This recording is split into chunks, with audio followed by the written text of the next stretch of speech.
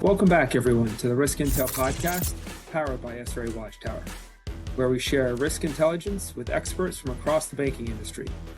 I'm your host, Ed Vincent, CEO at SRA Watchtower.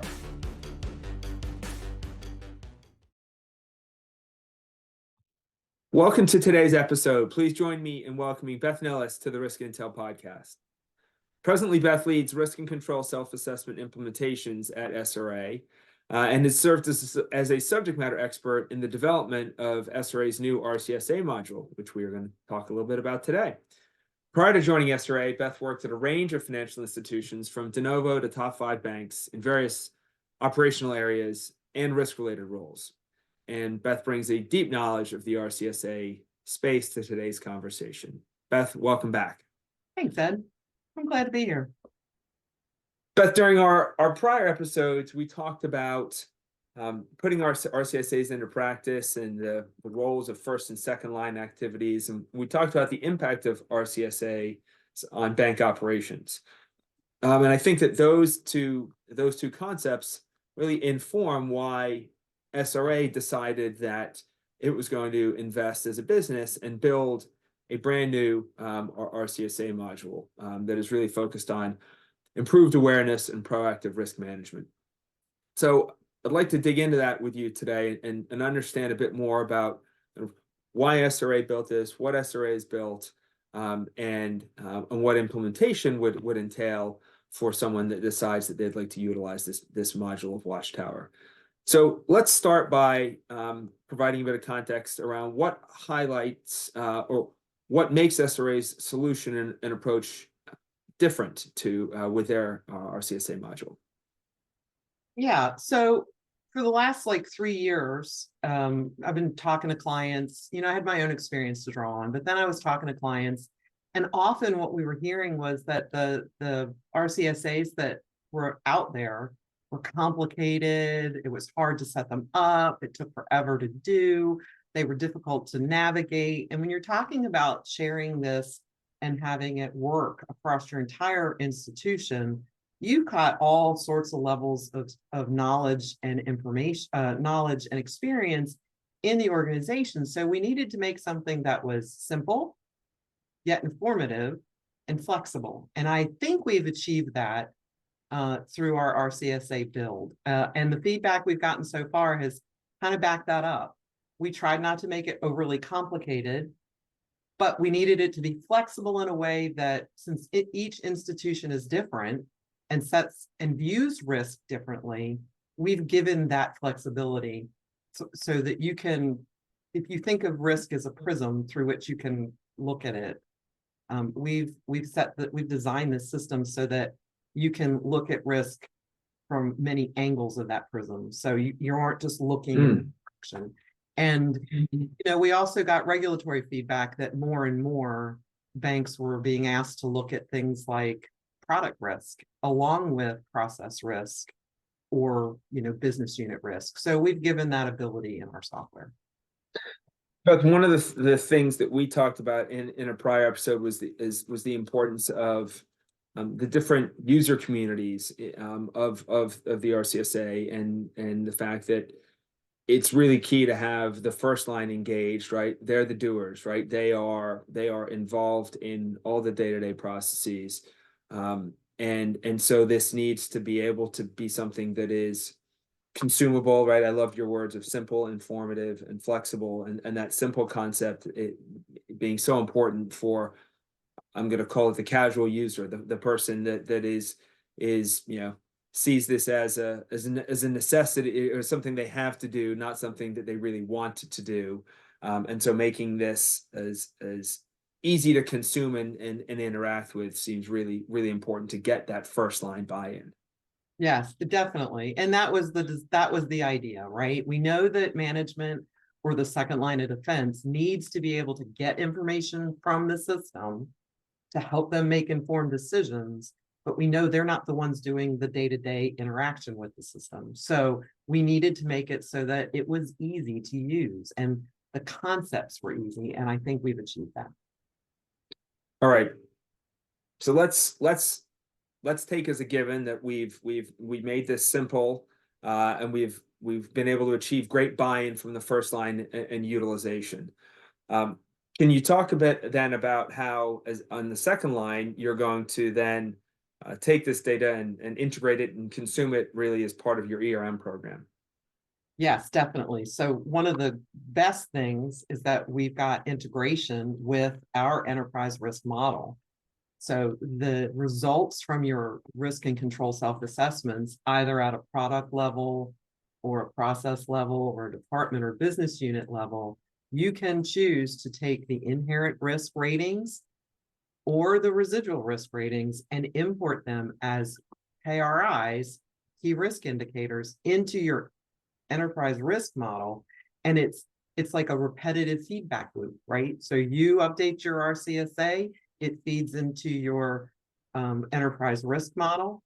You evaluate, make decisions, and maybe you change your RCSA, your processes and everything. So it's just a big cycle, and it's all tied in. We also have testing available for controls, and gaps that are identified can be included in a tracking or risk improvement activity area with action plans and mitigation plans for gaps that you see.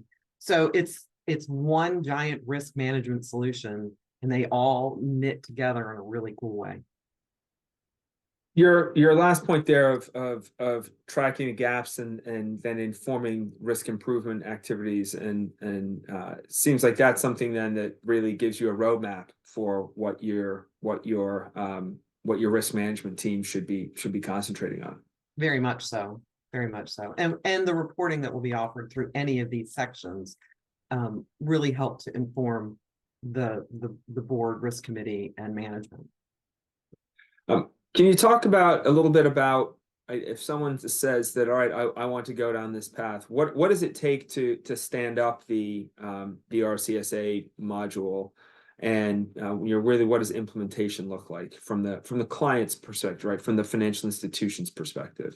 Sure. So to set the system up is not difficult at all. It would not take a lot of time. There'll be some discussion with SRA and the institution to talk about what is their vision of their risk hierarchy. They may have a taxonomy already. We help the institution stand up the account in the format that they want to see it, what's the top of their hierarchy and that sort of thing. We get their people installed, and then we help them get through one of their processes, right? They need to have done, unfortunately for them, a lot of work to give me at least one process. We get that loaded. We teach you how to use the system. It is an ongoing iterative process in the institution. Implementation is simple. Implementation does not take long. To get the true value from the system, you need to get all pieces of the organization involved in using it.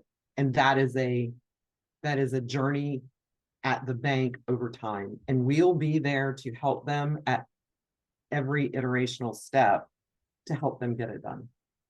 So that last piece there really is it's a change management endeavor of that it's not just rolling out a piece of software, but it is educating the stakeholders, the constituents, right? The first line in particular, as to why they're doing this. And I think that goes back to one of our earlier conversations about getting those first line folks into a room and helping them understand the why behind this, right? And the value behind it. And then you're more likely to have buy-in as to what you actually want them to do if they understand, the importance and the impact of it.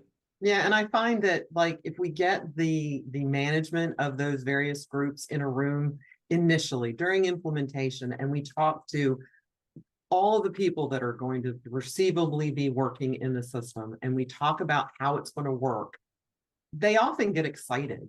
And they can then share it with their team, or we have shared it with their, if they need some education, we'll help to do a little bit of that education so that everybody's eager to put their information in there. So it doesn't have to be a painful experience. It just needs to be a thoughtful experience. You talked about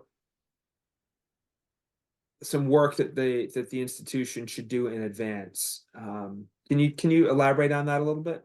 Sure, the bank really needs to understand what they're trying to achieve. They need to identify their, if they don't know for certain through having done other risk and control self-assessments or other types of assessments, they should have some idea of their high risk areas, compliance, credit, operations, whatever area of the bank it is, and start by understanding their taxonomy, their risk appetite. This is broader than just risk and control self-assessment.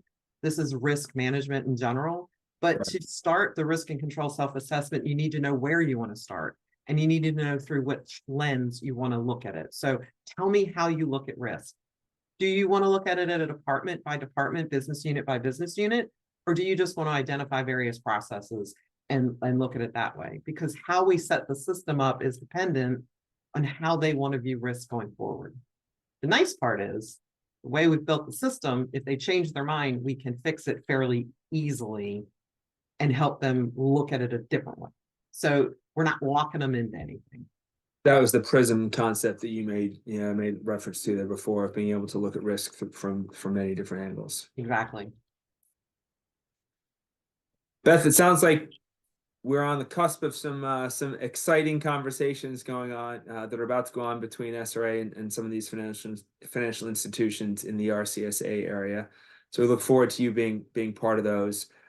The simple, informative, flexible new module that's part of the Watchtower family there feels like it's going to plug in very nicely with that ERM top of the house view, and really enable banks to get the visibility they need into those frontline risks controls, testing and monitoring that needs to occur.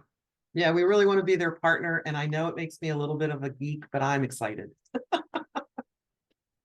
Thanks for sharing that excitement with us here today. We appreciate it, and good luck with the rollout. Thanks, Beth. Take care. Thank you.